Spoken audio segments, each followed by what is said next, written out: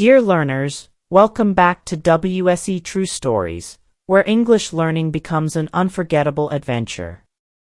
Today, we step into the life of one of the most controversial architects of modern diplomacy, Henry Kissinger.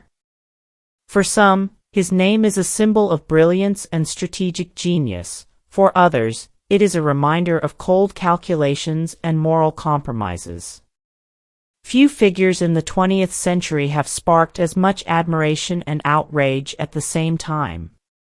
Why should we care about his story today? Because Kissinger's choices reshaped the way nations talk, fight, and make peace. He was the mastermind behind détente, a strategy that reduced tensions between the United States and the Soviet Union during the Cold War. He was also the diplomat who opened the door between America and China, changing the global balance of power. Yet, alongside these achievements, his legacy carries shadows, decisions that fueled wars, supported dictators, and left scars on nations and people. This is not just a story about one man. It is about the world he lived in, the crises he faced, and the costs of bold strategies. It invites us to ask, how much compromise is too much, and when does pragmatism cross into betrayal?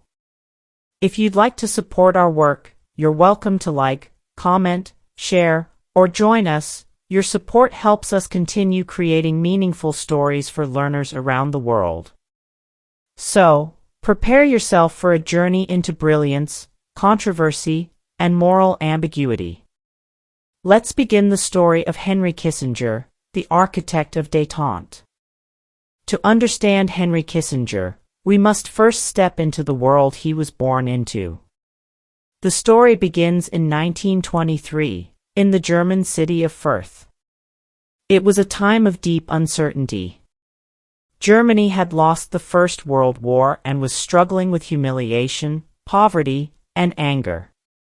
The Weimar Republic, the fragile government of that era, was shaken by economic collapse and political extremism. For Jewish families like the Kissingers, life was becoming increasingly dangerous. Anti-Semitism was not new, but it was growing louder and more violent. In Henry's childhood, he experienced both the richness of German culture and the fear of rising hatred. When Adolf Hitler rose to power in 1933, Henry was just 10 years old. His family quickly realized that their future in Germany was at risk. In 1938, they escaped to the United States, joining millions of other refugees fleeing persecution. This moment of exile would shape Kissinger forever. He would always see the world as a place of fragile security, where survival required strategy and foresight. The world he entered in America was not free of struggle either. The United States was still climbing out of the Great Depression, and global tensions were heating up once more. The 1930s and 1940s brought the storm of the Second World War, a conflict that convinced many young men, including Henry, that politics and war could decide the fate of entire peoples. By the end of the war, the shape of the world had changed again. Two new superpowers, the United States and the Soviet Union, stood face to face in what became known as the Cold War. This was not an ordinary rivalry. It was a global contest of ideology, democracy and capitalism on one side, communism and authoritarianism on the other. Both sides possessed nuclear weapons, which meant that one misstep could lead to catastrophic destruction. It was into this world of tension, danger, and ideological struggle that Henry Kissinger rose. The America of the 1950s and 1960s was a confident nation but also a fearful one. It wanted to lead the world, but it also feared being trapped in endless wars or losing influence to Moscow or Beijing. Every decision carried enormous weight. A single agreement could prevent conflict, or ignite one. This was the stage upon which Kissinger would act, a stage where diplomacy was not just about words, but about survival. The young refugee from Germany, who had seen firsthand how fragile peace could be, was about to become one of the most influential voices in shaping how America dealt with the world. When Henry Kissinger arrived in the United States at the age of 15, he was a shy, bookish teenager who spoke little English. The refugee boy from Germany worked long hours in a shaving brush factory to help support his family. Yet, beneath his quiet appearance, there was a sharp mind and a burning determination to succeed. The trauma of exile had left its mark. He had seen what unchecked hatred and weak leadership could do, and he carried with him an almost obsessive belief in the need for strong, realistic power to prevent chaos. Kissinger's academic journey began at the City College of New York, but his life changed after he served in the U.S. Army during World War II. Fluent in German, he was recruited into military intelligence, where he interrogated Nazi officers and helped track down members of the Gestapo. These years were more than just military service. They were a crash course in power, ideology, and human weakness. Seeing both the cruelty of dictatorship and the fragility of democratic values left him convinced that the world was not guided by morality alone, but by the hard logic of power. After the war, he studied at Harvard University, where he earned a reputation as a brilliant but demanding thinker. His doctoral thesis was so ambitious that professors joked it could have been 3 dissertations in one. In his writing, Kissinger argued that true statesmanship required balancing ideals with realism, a theme that would dominate his career. He believed leaders should aim not for perfect justice, but for stability. Peace, in his view, came not from kindness but from careful management of power. By the 1950s and 1960s, as the Cold War deepened, Kissinger began to attract attention as a scholar of international relations. His book Nuclear Weapons and Foreign Policy, 1957, challenged conventional thinking by suggesting that limited nuclear war might be possible, an idea that alarmed many, but also showed his willingness to confront uncomfortable truths. He became a sought-after advisor in Washington, admired for his intellect but also criticized for his arrogance. What motivated him most was not just academic curiosity, but a profound fear of disorder. The refugee child who had watched his homeland collapse believed that only strong, pragmatic leadership could prevent catastrophe. He distrusted moral crusades in foreign policy, arguing that they often led to disappointment or disaster. Instead, he believed in what came to be called realpolitik, the politics of realism, where interests and balance of power mattered more than ideals. This belief was not without its critics. To many Americans, raised on the ideals of freedom and democracy, Kissinger's cold calculations seemed cynical, even heartless. Yet, to Kissinger, such realism was the only way to survive in a dangerous world where nuclear weapons left no room for mistakes. By the time Richard Nixon became president in 1969, Kissinger was ready for the stage of history. Nixon, himself suspicious of ideology and eager for bold strategies, found in Kissinger a perfect partner. Together, they would attempt to reshape world diplomacy. But behind this rise was the constant echo of Kissinger's past, the refugee boy who had seen his family uprooted, the soldier who had faced down Nazis, and the scholar who believed peace could only be won through strength. The stage was set. Kissinger's theories were about to be tested not in classrooms or books, but in the dangerous, unpredictable theater of global politics. When Richard Nixon entered the White House in 1969, he brought Henry Kissinger with him as National Security Advisor. For the next several years, the two men worked side by side, often in secret, to reshape America's role in the Cold War. Kissinger's strategies were bold, sometimes breathtaking, and always controversial. Perhaps his most famous move was his role in opening relations between the United States and the People's Republic of China. At the time, China and the Soviet Union, though both communist powers, had grown hostile to each other. Kissinger saw an opportunity. By reaching out to China, the United States could divide its two great rivals, strengthen its global position, and create new possibilities for peace. In 1971, under a cloak of secrecy, Kissinger traveled to Beijing to meet with Chinese leaders, paving the way for Nixon's historic visit in 1972. The images of Nixon shaking hands with Mao Zedong stunned the world. It was a diplomatic earthquake, and Kissinger was at the center. Another defining action was the policy of détente with the Soviet Union. Instead of escalating confrontation, Kissinger pushed for dialogue and arms control. In 1972, Nixon and Soviet leader Leonid Brezhnev signed the SALT I Treaty, limiting certain types of nuclear weapons. For the first time in history, the two superpowers were working to slow the arms race. To many, this was Kissinger's greatest achievement, pulling the world back from the edge of nuclear war. But alongside these triumphs came decisions that remained deeply divisive. Kissinger believed in using power ruthlessly when necessary, and nowhere was this clearer than in Southeast Asia. As the Vietnam War dragged on, he orchestrated secret bombing campaigns in Cambodia and Laos, aimed at destroying communist supply lines. These operations, carried out without public knowledge, caused massive civilian suffering and destabilized the region. Even today, many see them as one of the darkest stains on his legacy. Then came Chile.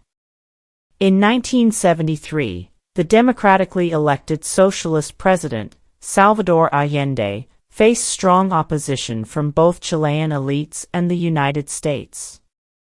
Fearing that Chile might become another Cuba, Kissinger supported covert efforts to undermine Allende's government. When a military coup led by General Augusto Pinochet toppled Allende and established a brutal dictatorship, Kissinger's fingerprints were all over the operation. Supporters argue that he acted to protect U.S. interests during the Cold War. Critics accuse him of betraying democracy and enabling tyranny. Kissinger also played a central role in Middle Eastern diplomacy. During the 1973 Yom Kippur War, he engaged in what became known as shuttle diplomacy, flying back and forth between Arab and Israeli leaders to negotiate ceasefires and new agreements.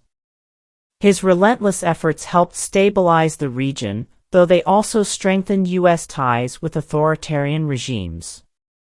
Through these actions, one theme emerges: Kissinger was willing to use any tool, secrecy, negotiation, pressure, or force, to achieve what he saw as balance and stability. He did not seek moral purity, he sought results. To his admirers, this made him a master strategist who kept the Cold War from exploding. To his critics, it made him a manipulator indifferent to human suffering. Every decision carried both progress and cost. A handshake with China brought peace but also legitimized a repressive regime. Arms control with the Soviets reduced danger but left the Cold War alive. In Latin America and Southeast Asia, attempts at stability came at the price of blood and repression. Kissinger's power decisions defined the 1970s. He was no longer just a scholar or an advisor, he had become one of the most influential diplomats in the world, shaping events that touched millions of lives. But the higher his influence rose, the sharper the debates around him grew. By the mid-1970s, Henry Kissinger stood at the very peak of his influence. He was not only National Security Advisor but also Secretary of State, a rare combination that gave him immense power over both strategy and diplomacy. For a time, it seemed as if he could do no wrong. He was celebrated on magazine covers, treated like a celebrity, and awarded the Nobel Peace Prize for his role in negotiating the Paris Peace Accords to end American involvement in Vietnam. Yet behind the applause, shadows were gathering. The Vietnam settlement, signed in 1973, was presented as a triumph. It promised a ceasefire, the withdrawal of U.S. troops, and a chance for peace in Southeast Asia. But in reality, it was fragile and incomplete. North and South Vietnam soon returned to war, and by 1975, Saigon fell. For Kissinger's critics, this collapse showed that the agreement had been less about lasting peace and more about providing America with a dignified exit. His Nobel Prize, shared with North Vietnamese negotiator Le Duc Tho, who refused to accept it, became one of the most controversial in history. At the same time, his policies abroad were stirring anger. The secret bombings in Cambodia, once hidden from the public, came to light, fueling outrage over civilian deaths and accusations of illegal action. In Chile, revelations of U.S. support for the Pinochet coup stained America's image as a defender of democracy. Even in his success in the Middle East, where his shuttle diplomacy helped stabilize tensions after the Yom Kippur War, critics noted that his approach often reinforced authoritarian regimes. The turning point came with Watergate. As Nixon became engulfed in scandal and eventually resigned in 1974, Kissinger lost his strongest ally. He continued to serve under President Gerald Ford, but the political winds had shifted. America was more suspicious of secrecy, more skeptical of power, and less willing to trust the kind of behind-the-scenes deals that Kissinger favored. His aura of untouchable influence began to fade. Kissinger also faced increasing opposition not just abroad, but at home. Members of Congress accused him of overstepping his authority. Human rights activists condemned him for supporting dictators in the name of stability. Journalists uncovered documents showing the extent of covert operations. What once looked like brilliant pragmatism now appeared, to many, as moral compromise. Yet even in decline, Kissinger remained defiant. He defended his policies as necessary choices in a dangerous world. To him, history was not a story of heroes and villains, but of leaders forced to choose between bad options and worse ones. He insisted that without his efforts, the Cold War might have turned far bloodier. But this period marked the beginning of his transformation from powerful diplomat to controversial elder statesman. The same actions that had once won him praise now provoked fierce debate. He had shaped the world, but at a cost that people were no longer willing to ignore. This moment, the fall from celebrated strategist to embattled figure, is what makes Kissinger such a fascinating subject. His rise showed the power of ideas and bold diplomacy. His fallout revealed the dangers of unchecked authority and the limits of realpolitik. And this leads us to a question for you, dear learners: if you were in Kissinger's place, facing a world divided by ideology and armed with nuclear weapons, would you have chosen ideals and principles, even if it meant risking instability, or would you have chosen the cold, pragmatic path of balance and survival? As Henry Kissinger's time in office drew to a close, the conflicts surrounding his legacy grew louder. He was no longer the untouchable strategist at Nixon's side, but a figure constantly forced to defend his choices. His policies, which had once seemed to place him above ordinary politics, were now the subject of fierce moral and political battles. In Southeast Asia, the end of the Vietnam War left devastation behind. Millions had died, Cambodia had descended into chaos, and the Khmer Rouge, one of the most brutal regimes of the 20th century, had taken power. Many critics argued that Kissinger's bombings had destabilized the region, creating the very conditions in which such extremism thrived. He rejected this view, insisting that the real cause lay in communist aggression and the failure of local governments. But the accusations never left him. For survivors and human rights activists, the suffering caused by those campaigns remained a haunting reminder of the costs of his policies. In Latin America, too, the shadow of Kissinger's influence lingered. The U.S. role in supporting coups and authoritarian regimes was increasingly exposed. The Chilean coup of 1973 became the most infamous example, but it was not the only one. Declassified documents revealed that Kissinger had been aware of, and at times encouraged, actions that undermined democracy in Argentina and other countries. To his defenders, these moves were strategic necessities in a Cold War world where the spread of Marxist governments could tilt the balance of power. To his critics, they were betrayals of America's own democratic ideals. At home, the political climate was shifting. The 1970s gave way to the 1980s, and new voices demanded that foreign policy take human rights more seriously. The secrecy and pragmatism that had once made Kissinger so effective now appeared outdated. Congress began limiting the executive branch's freedom in foreign affairs, a direct reaction to the kinds of covert operations Kissinger had championed. The age of unchecked diplomacy conducted in shadows was fading. Yet Kissinger did not fade into obscurity. After leaving government, he became a sought-after consultant, writer, and speaker. He advised presidents from both parties, gave interviews, and published books defending his worldview. He was admired abroad, often treated with respect by world leaders, even as controversy followed him at home. For many in the United States, he symbolized both the promise and the peril of power without transparency. Conflicts over his legacy often erupted in public debates. Was he the man who brought peace between superpowers, or the man who betrayed smaller nations for the sake of Cold War balance? Was he a realist who prevented global catastrophe, or a cynic who ignored morality?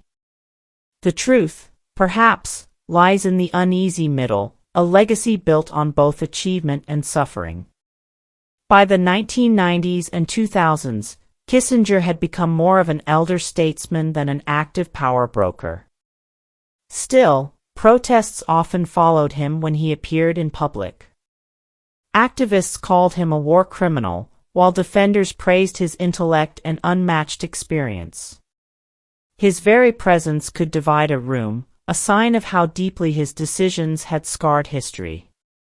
In his later years, Kissinger continued to write, reflect, and argue. Even in his 90s, he was publishing works on diplomacy and world order. Age softened neither his confidence nor his belief in realpolitik. He remained convinced that states must act in their own interest, guided not by moral purity but by survival. And yet, the world he once shaped had changed. Globalization, terrorism, and new rising powers had transformed international politics in ways that even Kissinger could not fully control. His decline was not a fall into silence, but a transformation into a living symbol of controversy. To some, he was proof that one man's vision could steer the course of history. To others, he was a reminder that power can come at unbearable cost. Either way, the battles over his legacy ensured that his name would not be forgotten. Even after Henry Kissinger left formal office, his presence in global politics remained undeniable. His writings, interviews, and speeches continued to shape debates on diplomacy, strategy, and power. Scholars, journalists, and world leaders wrestled with his legacy, often reaching contradictory conclusions. Some called him a genius, the architect of stability during a dangerous era. Others condemned him as morally compromised, a man whose decisions had caused immense suffering in the pursuit of pragmatic gains. History, as it often does, has softened some criticisms while intensifying others. The opening to China, once seen as risky and audacious, is now considered a turning point that shaped the modern international order. Relations with the Soviet Union, through détente and arms control, are credited with preventing nuclear escalation during a period when miscalculations could have ended the world. Kissinger's strategies demonstrated the power of patient negotiation, strategic foresight, and a willingness to take calculated risks. These successes continue to be studied in classrooms, think tanks, and leadership programs worldwide. At the same time, the darker elements of his legacy have not been forgotten. The bombings in Cambodia and Laos, the covert support for coups in Chile and elsewhere, and the toleration of authoritarian regimes have remained points of intense moral scrutiny. Human rights advocates, historians, and some journalists argue that his actions contributed to suffering that cannot be justified by geopolitical strategy alone. In examining Kissinger's career, we confront a central tension in history, the uneasy balance between results and ethics, between pragmatism and principles. Cultural portrayals reflect this complexity. Films, documentaries, and biographies depict him as both a brilliant strategist and a figure of moral ambiguity. Public opinion continues to be sharply divided. Some young diplomats and political scientists see him as a model of effective realpolitik, someone who understood that international relations are often defined by power, not virtue. Others view him as a cautionary tale, demonstrating how intellect and ambition can be detached from conscience when pursuing influence. Kissinger's influence also shaped how modern diplomacy is taught. He emphasized preparation, secrecy when necessary, and the importance of understanding the psychology and motivations of world leaders. His writings on nuclear deterrence, global balance, and negotiation remain reference points for leaders and scholars. Even critics acknowledge that whether one admires or condemns him, his impact is undeniable. Few individuals in modern history have so profoundly affected the conduct of global politics. Yet, perhaps the most important lesson from this posthumous evaluation is nuance. History does not present Kissinger as purely heroic or purely villainous. It presents a man forged by exile, war, and ideological conflict, operating in a world where moral clarity was rare and choices were often terrible or unavoidable. This duality challenges us to think critically about the cost of power, the limits of pragmatism, and the meaning of legacy. As we reflect on his life and career, we are invited to ask, can we admire brilliance while condemning moral compromise? Can we recognize strategic genius while mourning the human cost?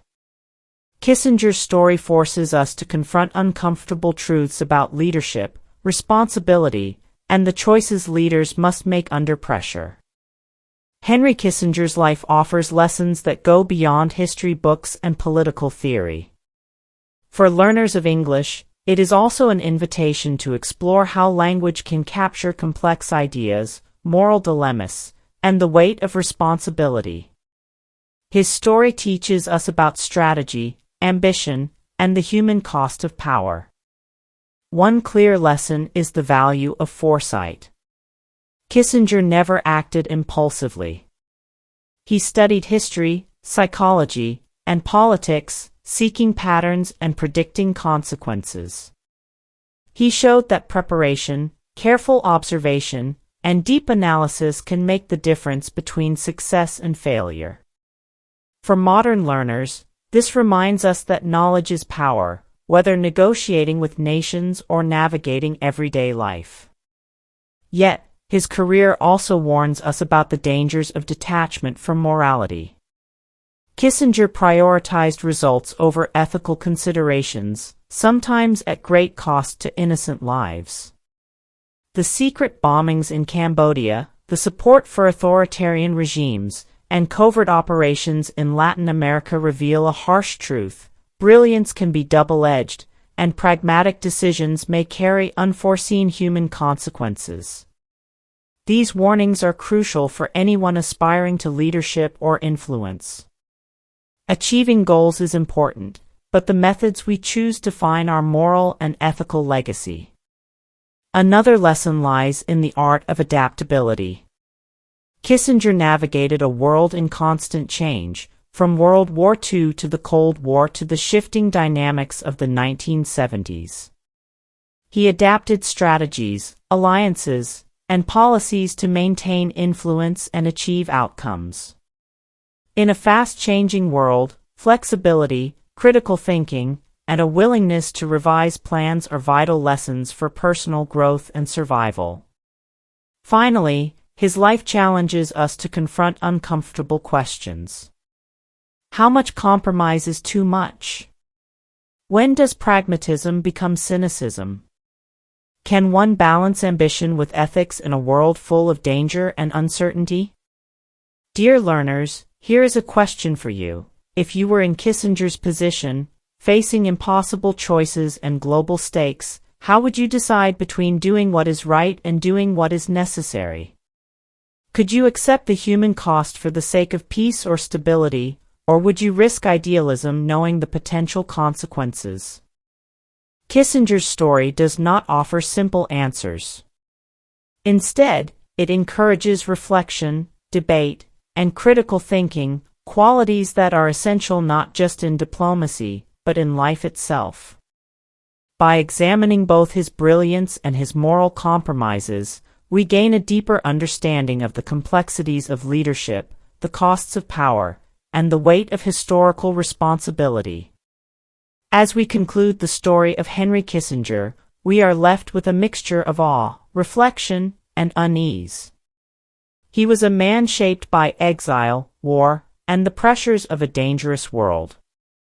His brilliance in diplomacy reshaped global alliances, eased tensions between superpowers, and opened doors that many thought would remain closed forever. Yet, his actions also left scars, secret wars, destabilized nations, and ethical compromises that continue to provoke debate. One of Kissinger's most famous quotes captures this tension: "The task of the leader is to get his people from where they are to where they have not been." In this simple statement, we see both inspiration and warning. Leadership demands vision and courage, but vision alone does not guarantee righteousness. Choices have consequences, and brilliance cannot erase the moral weight of decisions. Dear learners, as you reflect on his story, consider this: how do we judge history when the lines between right and wrong are blurred? How do we balance ambition with conscience in our own lives, even on a smaller scale? Kissinger's life reminds us that power, responsibility, and ethics are never separate. They are intertwined in ways that challenge even the most capable minds. If you found this story thought-provoking, support our work by liking, commenting, sharing, or joining our community. Your engagement helps us continue creating meaningful content that makes English learning a journey of discovery, reflection, and growth. Remember, history is not only about facts, it is about lessons, reflection, and the choices we make. Take what resonates from Kissinger's story, and let it guide your understanding of leadership, ethics, and the complexities of the world. Thank you for joining us on this journey. Keep learning, keep reflecting, and we'll see you in the next story.